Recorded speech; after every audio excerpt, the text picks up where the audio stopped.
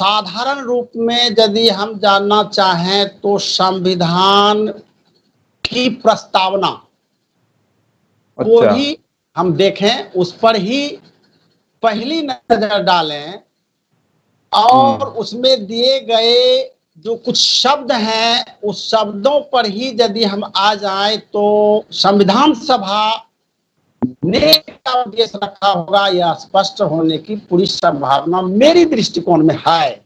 इसमें देखते हैं राष्ट्रीयकरण।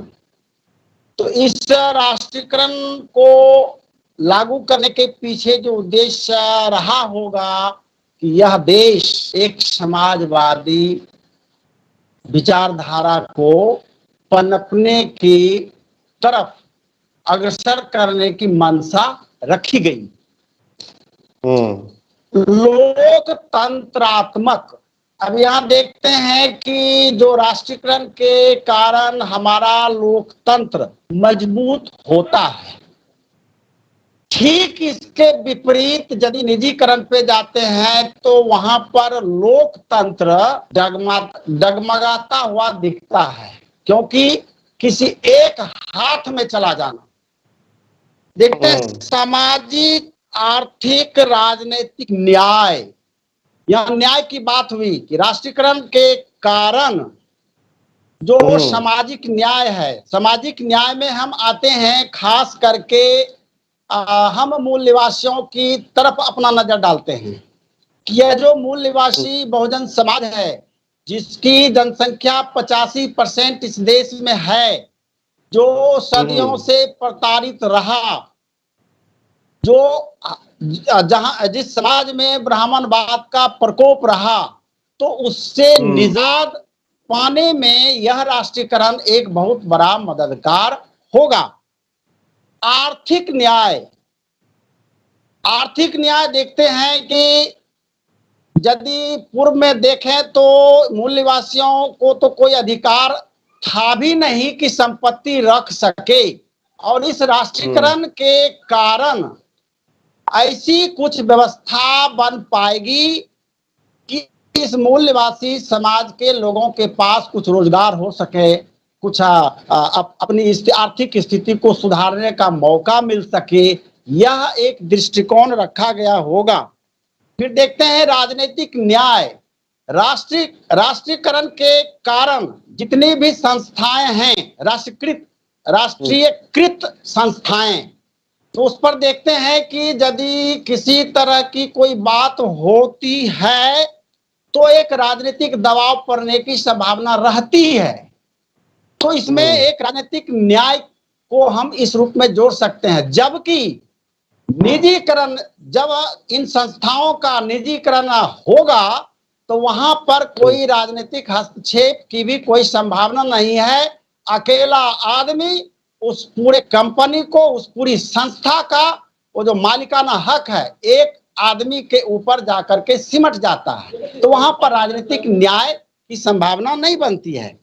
देखते हैं अभी जो प्रस्तावना में अभिव्यक्ति की स्वतंत्रता, तो जितनी भी राष्ट्रीयकरण जिन संस्थाओं का हुआ या और आगे होने की संभावना बनती थी, तो उसमें एक उद्देश्य था संविधान सभा में कि कम से कम जो अभिव्यक्ति की स्वतंत्रता है वह कायम हो पाएगा, लोग अपने हक हकूक के लिए कुछ बात कर सकेंगे, जो निजीकरण के कारण वह जो हक है वो मिलने की संभावना नहीं बनती है।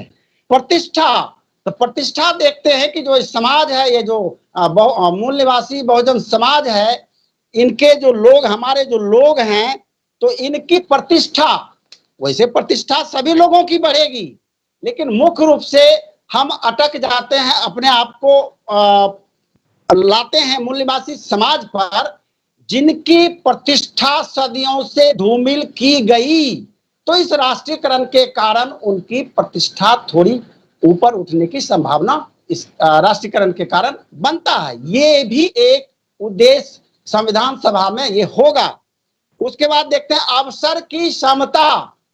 इस राष्ट्रीयकरण के कारण ऐसी स्थिति बनती है कि जो समाज में है उनको अवसर मिलने की संभावना बनती है, जो अभी देख रहे हैं कि जब निजीकरण की ओर बढ़ाया जा रहा है देश को, तो रोजगार समूचा समाप्त हो रहा है, अवसर की समता समूचे समाप्त की जा रही है।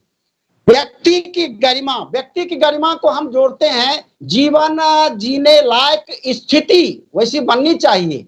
तो होता क्या है, राष्ट्रीयकृत संस्थाएं जो हैं वहां पर एक इस चीज को भी लें कि जो दबा कुचला समाज हमारा सब दिन से रहा, तो कम से कम संवैधानिक अधिकार के कारण उनको कुछ मौका मिलने की संभावना उसे बनती है, जिसको प्रतिनिधित्व कह सकते हैं, रिप्रेजेंटेशन, जो संविधान सभा में अपने लोगों ने उन विद्वानों ने अपने मन मस्तिष्क में रखा होगा कि राष्ट्रीयकरण के कारण इन सारी बातों को देश में हम दे सकते हैं, समाज में दे सकते हैं। जो कि एक अंत में मैं यही कहना चाहूंगा, जैसे देखते हैं कि संविधान के अनुसार ये हमारा देश एक वेलफेयर स्टेट है, तो वेलफेयर स्टेट बनाने में ये राष्ट्रीयकरण बहुत बड़ा मददगार है।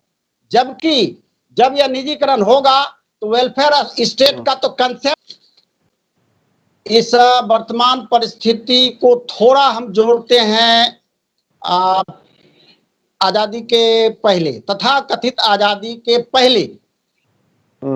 ऐसा है कि जब संविधान यहाँ पे लागू हुआ तो इस संविधान में ये प्रावधान किया गया कि इससे पहले यदि कोई प्रावधान या कोई बातें इस संविधान के प्रावधानों से असंगत हो तो वह शून्य माना जाएगा। अब इसमें आप शिक्षा को लाइए अब बीच में, तो पूर्व में ये बात थी, उसको डायरेक्ट हम कहें तो मनु के संविधान से हम उसको कनेक्ट कर रहे हैं। तो वहां पर ये बात है कि शूद्रों और नारियों को शिक्षा से वंचित रखने की बात है, उसको विद्या मत दो। अब चूंकि इस देश में संविधान लागू हुआ जिसने जनता को अधिकार दिया, अब तो शिक्षा का भी अधिकार मिला। अब उन मनुवादियों के साथ एक समस्या उत्पन्न हुई कि भाई पहले तो यह एक आसान तरीका था कि ये हमारी व्यवस्था है इसी की, तुमको शिक्षा नहीं लेनी है, लेकिन संविधान के कारण डायरेक्ट यह नहीं कहा जा सकता कि तुमको शिक्षा लेने से हम वंचित करते हैं, यह कहा नहीं जा सकता है। तो उसको इन ब्राह्मणवादियों ने उसके स्वरूप को बदलना शुरू किया कि भाई संविधान में जो प्रावधान है उसके तहत तो तुम शिक्षा लेने का प्रयास करोगे, लेकिन चूंकि सत्ता ही हमारे हाथ में है तो हम रास्ता ही इतना टेढ़ा कर देंगे कि तुम शिक्षा ले ही नहीं पाओगे। ये मेन मकसद वहां पे है। तो उसके तहत ही धीरे धीरे वो जो आप यदि देखेंगे तो निजीकरण का ही एक रास्ता है, ये जो रास्ता पकड़ा गया तो निजीकरण का ही एक रास्ता है कि भाई शिक्षक भी दे रहे हैं, शिक्षक तरीके से मतलब अपने क्या बोलते हैं अपनी भावना को अच्छी तरह से रखते हुए बच्चों के प्रति उतना ध्यान नहीं दे पाएंगे। फिर विद्यालय में देखेंगे कि उसको पोशाक, छात्रवृत्ति, पोशाक, साइकिल सब चीज विद्यार्थी को मिलेगा, लेकिन ऐसी व्यवस्था कर दी गई है कि बच्चों को पढ़ाई ना मिले, सब चीज बच्चों को मिलेगा, पढ़ाई नहीं मिलेगा। जैसे जो शिक्षक पढ़ाना भी चाहेंगे तो उनको उसी लिखा पढ़ी के काम में इतना उसको उलझाया हुआ है, शिक्षक उलझे हुए हैं कि वो रिपोर्ट जमा नहीं दिया तो उस पर कार्रवाई हो जाएगी। तो शिक्षक भी सोच रहे हैं बच्चों को पढ़ाएं न पढ़ाएं ज्यादा फर्क पड़ने वाला नहीं है, लेकिन हमारे जो ऊपर के पदाधिकारी हैं कम से कम उनका जो तलवार चलेगा कानूनी, उससे तो हमको बचना है। तो चलो पेपर वर्क पूरा करो, तो पेपर पे ज्यादा चल रहा है यहाँ पे शिक्षा। तो निजीकरण में होगा क्या, किसी एक आदमी के हाथ में शिक्षा जाएगी, अभी सरकार के ही हाथ में है, लेकिन रास्ता उसी ढंग से है कि शिक्षा नहीं देनी है। अब उसको थोड़ा अलग कीजिए कि शिक्षा किसको नहीं देना है। यदि राष्ट्रीयकरण की बात है तो ये जो सरकारी संस्थान है इसमें बच्चे पढ़ने आते हैं मूल निवासी बहुजन समाज के, जिनको वो जो मनवादी लोग हैं वो तो सक्षम लोग हैं, उनके पास तो अथाह पैसा है, वो तो पब्लिक स्कूल में वो पढ़ने के लिए भेजते हैं, वो टाई और वो पैंट और वो जूता सब चीज को उपलब्ध है उनके बच्चों को।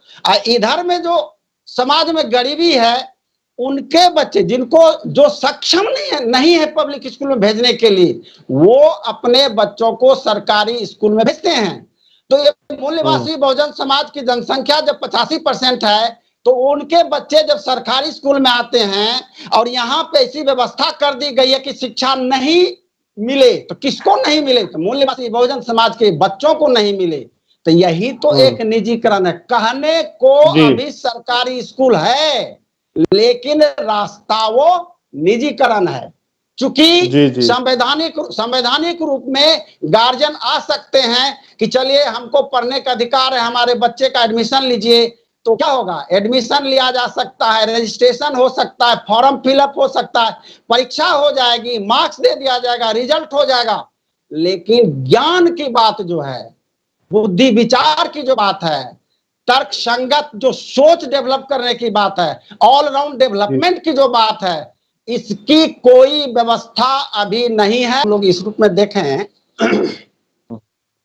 कि रास्ता क्या क्या हो सकता है। तो रास्ता में यदि देखते हैं कि एक विधायिका है, विधायिका के रास्ते से ऐसी निजीकरण को रोका जा सकता है। अब विधायिका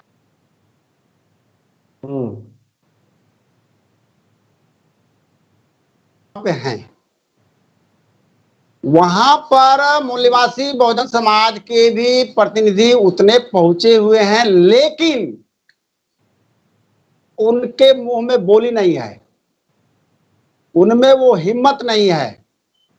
कारण यह है कि वे इस फूले अंबेडकरी विचारधारा से प्रेरित नहीं है। वे संवैधानिक लोकतांत्रिक खुद नहीं डेवलप कर पाए हैं और राजनीति का रास्ता अपनाकर वहां तक पहुंचे हैं और उन्हीं मनवादियों के चमचे और दलाल के रूप में काम कर रहे हैं। तो उनसे ये संभव नहीं हो पा रहा है। विचारधारा दूसरा समस्या है जहां भी खुदाई हो रही है, तो इसीलिए वहां पे समाधान दिखता नहीं है। एक स्टेप हमने समाप्त नहीं किया है। अब यदि न्यायपालिका कर सकती है, क्योंकि संविधान की रक्षा करने का एक जिम्मेदारी तो न्यायपालिका को है, लेकिन न्यायपालिका में खुद मूल्यवासी बहुजन समाज के लोगों का प्रतिनिधित्व नहीं है। तो मनवादी लोग ही वहां बैठे हुए हैं, तो वो नहीं करेंगे, तो वहां भी एक दिक्कत आ रही है। तब देखते हैं मीडिया का ये जो जिम्मेदारी होता है कि सरकार को या विपक्ष को और जनता को सबको जागरूक कर सकती है, लेकिन इस भारत में मीडिया खुद बिकाऊ हो गया। वो खुद मनवादियों के चक्कर में, उसके चक्रव्यूह में फंसा हुआ है, तो वहां भी दिक्कत हो रही है। तब बात आती है जन आंदोलन।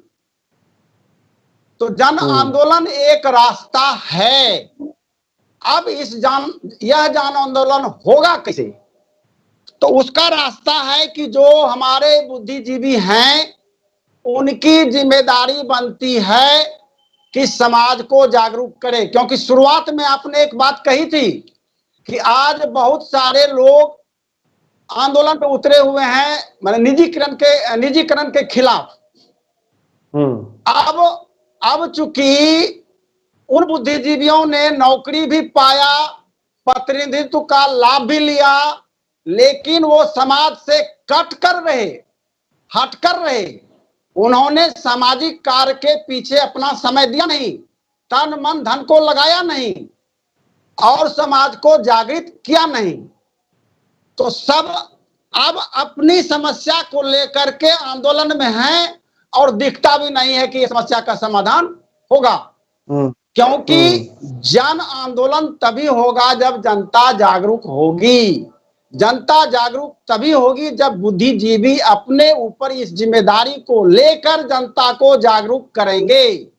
तो उसमें चलते हैं कि उसके लिए संगठन की आवश्यकता है। तो संगठन जो अभी जी संक्षिप्त में, तो अभी चर्चा में ये बात आई कि बहुत सारा संगठन है, लेकिन मेरा कहना यह है कि लोकतांत्रिक संगठन हो जो संस्थागत नेतृत्व को पैदा करता हो, और वह संगठन अभी वामसेप है। जैसे कि वामसेप के द्वारा अभी BS4 का भी कार्यक्रम लंबे समय से चल रहा है, और अभी पीपल सोशल एक्शन वो भी प्रोग्राम चल रहा है। तो मकसद क्या है? जनता में जागृति लाना। ये सारे मुद्दे वहां पर कार्यकर्ताओं के द्वारा समाज में दिया जाता है, तो जागृति वहां पर इस रूप में किया जा सकता है।